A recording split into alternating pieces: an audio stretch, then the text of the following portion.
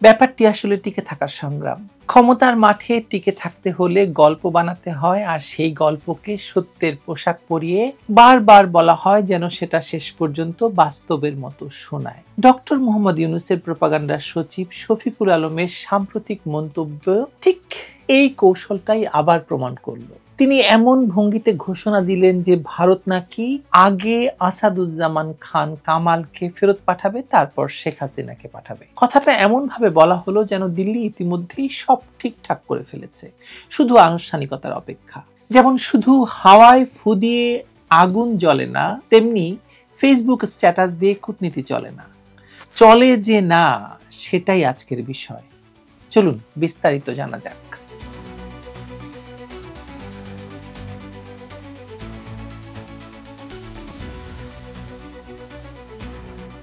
ভারত কি ভাবছে, কি করছে, এটা জানার সবচেয়ে নির্ভরযোগ্য, বিশ্বাসযোগ্য উৎস হচ্ছে ভারতের পররাষ্ট্র মন্ত্রণালয়।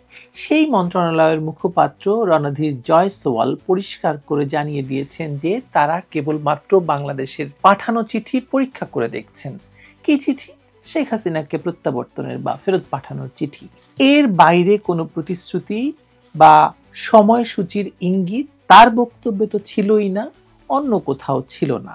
এর মানে দিল্লি দরজা খুলে রেখেছে, কিন্তু ভেতরে কাউকে ডাকছে না। কেউ এটার রাজনৈতিক ব্যাখ্যা দিতে চাইলে দিতে পারেন, কিন্তু এটাকে প্রত্যার্পণ প্রক্রিয়া শুরু হয়ে গেছে বলে ঘোষণা দেওয়ার মতো আত্মবিশ্বাস সাধারণত রাজনীতিকরাও দেখান না। প্রেস সচিবের কথা তো বাদই দিলাম, প্রেস সচিব একটা স্মল ফ্রাই। এই স্মল ফ্রাই একটি কথা বলে দিল, আর বাংলাদেশের সবগুলো পত্রিকা এটাকে হেডলাইন করে ফেললো। মানে বুঝতেই পারছেন অবস্থাটা। কিন্তু ইউনূস সরকারের পররাষ্ট্র উপদেষ্টা তার প্রেস সচিব তথা প্রোপাগান্ডা সচিবের দাবির উপরে সোজা বরফ পানি ঢেলে দিয়েছেন। পররাষ্ট্র উপদেষ্টা তৌহিদ হোসেনের বক্তব্য আরো ঠান্ডা, আরো বাস্তববাদী। তার বক্তব্যের সার কথা হচ্ছে, ভারতের পক্ষ থেকে কামাল বা হাসিনাকে নিয়ে কোনো আনুষ্ঠানিক তথ্যই তার কাছে নেই। যেদিন দিল্লি কিছু জানাবে তার আগে ঢাকার পক্ষে অনুমান ভিত্তিক আশাবাদের উপর ভর করে সিদ্ধান্ত প্রচার করা রাজনৈতিক নয়, একটি দুর্বল প্রচারণা। বাংলাদেশের পররাষ্ট্রনীতি সাধারণত প্রেস সচিবের পোস্ট দেখে চালানো হয় না, সেটা শফিকুল আলম ভুলে গেছেন। এ কথা তৌহিদ সাহেব বলেননি, কিন্তু এটাই তার বক্তব্যের সার কথা। এর আগেও ভারতে আশ্রয় নেওয়া রাজনৈতিক ব্যক্তিদের ফিরিয়ে দেওয়ার বিষয়ে একটি ভিডিওতে কথা বলেছিলাম আমি। আজকে চলুন বাংলাদেশ ভারত বন্দি প্রত্যার্পণ যে চুক্তি রয়েছে সেই চুক্তির বাস্তবতাটা একটু বিশ্লেষণ করি। শেখ হাসিনার আমলে এই চুক্তি স্বাক্ষরিত হয় বিশেষ করে ভারতের বিচ্ছিন্নতাবাদীদের বাংলাদেশে বিএনপি জামায়াত সরকার অবাধ ভারত বিরোধী তৎপরতা চালানোর প্রেক্ষাপটে শেখ হাসিনার আমলে গ্রেপ্তারকৃতদের ভারতে ফেরত পাঠানোর বিষয়টিকে মাথায় রেখে এই চুক্তিটি হয়। বাংলাদেশ ভারত প্রত্যার্পণ চুক্তি এমনিতেই এক গাদা শর্ত আর আইনি ফাঁকের উপর দাঁড়িয়ে আছে।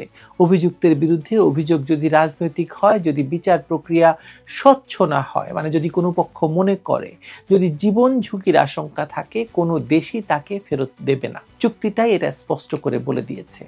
আরো গুরুতর অভিযোগের ক্ষেত্রেও এটা ডুয়াল ক্রাইম নীতি আছে, অপরাধটি উভয় দেশেই অপরাধ হিসেবে স্বীকৃত হতে হবে।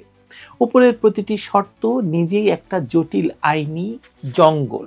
এর ভেতর ঢুকে ভারত যদি বলে আমরা ভাবছি, এটাই স্বাভাবিক, কারণ প্রত্যার্পণ কখনোই রাজনৈতিক আবেগের জায়গা নয়, এটা আইন, কূটনীতি এবং মানবাধিকার তিন দিক মিলে একটা নতুন এবং কঠিন ভূগোল।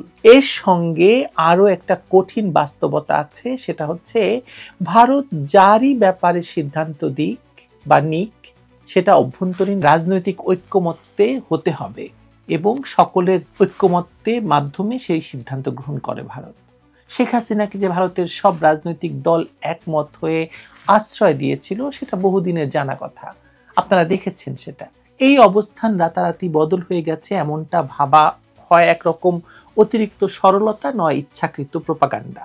আর এই সরলতা বা প্রোপাগান্ডার জায়গাটাই এখন হাস্যকর হয়ে উঠেছে, কারণ সরকারের ভেতরে দুই উৎস থেকে দুই বিপরীত বয়ান বেরিয়ে আসছে। একদিকে শফিকুল আলম নাটকীয় ঢঙে শুরু হবে কামালকে দিয়ে বলে ঢাক বাজাচ্ছেন, অন্যদিকে পররাষ্ট্র উপদেষ্টা শান্ত গলায় জানিয়ে দিচ্ছেন এমন কোনো তথ্য তার কাছে নেই।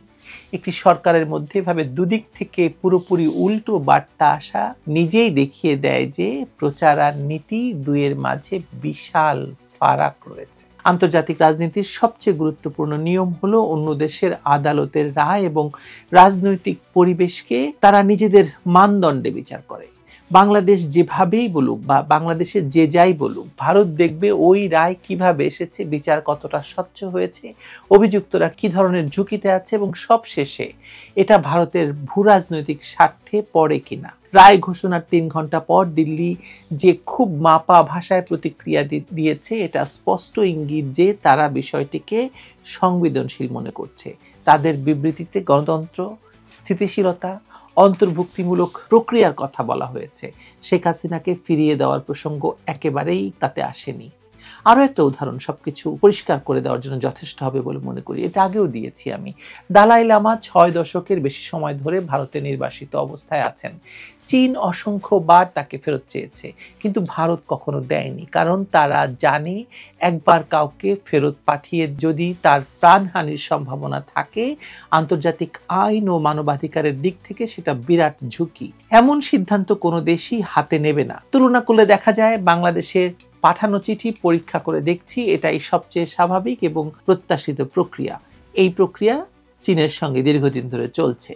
সুতরাং শফিকুল আলমের এই গর্জন, আগে কামাল তারপর অমুক তমুক, শুধুই গর্জন, বাস্তবে তার কোনো ভিত্তি নেই। প্রোপাগান্ডার পুরনো কৌশল, বড় করে বলা, জোরে কথা বলা, বারবার বলা, মানুষ ভাববে কিছু একটা ঘটছে, কিন্তু কূটনীতি এমন জায়গা যেখানে শোরগোলের মূল্য শূন্য।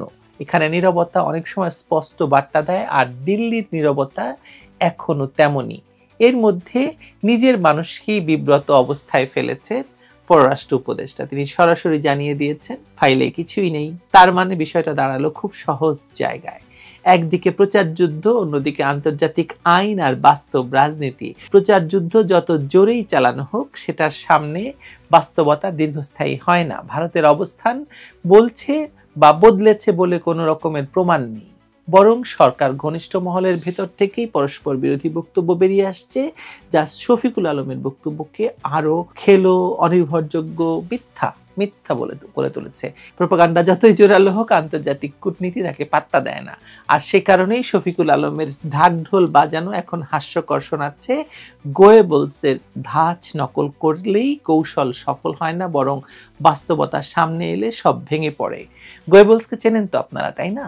আমি নিশ্চিতভাবে চেনেন, তবু মনে করিয়ে দিই আর কি। হিটলারের প্রোপাগান্ডা সচিব ছিল গোয়েবলস। নিজেকে হিটলারের প্রোপাগান্ডা সচিবের চেয়েও শক্তিশালী প্রমাণ করতে অতিরিক্ত বলে ফেলেছেন এই ভদ্রলোক, এই শফিক সাহেব আর কি। মানে শফিকুল আলম চাইছেন এমন একটা শক্তির ভাবমূর্তি দাঁড় করাতে যেখানে বাংলাদেশের ইচ্ছাই চূড়ান্ত, কিন্তু তাদের নিজেদের পররাষ্ট্র উপদেষ্টা যখন বলে দিচ্ছেন আমাদের কাছে কোনো তথ্য নেই, তখন তার এই পুরো দাবিটি নস্যাৎ হয়ে গেল। রাজনৈতিক প্রচারণা যখন বাস্তবতার চেয়ে জোরালো হয়ে ওঠে, তখন প্রচারকই সবচেয়ে বেশি অস্বস্তিকর অবস্থায় পড়ে। শফিকুল আলমের মতো একজন প্রচারণাবাজ যতই আত্মবিশ্বাস দেখাক, বাস্তবতা তাকে বারবার তার সীমা মনে করিয়ে দেয়। এর আগেও সেই যে করিডোর নিয়ে শফিকুলের বক্তব্যকে উড়িয়ে দিয়েছিলেন এই তৌহিদ হোসেনি, আর সেই সীমার বাইরে বের হওয়ার জন্য যেসব গল্প তিনি বানাচ্ছেন তা এতটাই অস্বাভাবিক যে হিটলারের গোয়েবলসকেও বোধহয় শুনলে হিচকি তুলতে হবে। গোয়েবলস মারা গেছেন বহুদিন হলো, কবরে বসে তিনি হিচকি তুলছেন কিনা তা তো জানি না, তুলতেও পারেন। শফিক সাহেব জানবেন। ভালো থাকেন।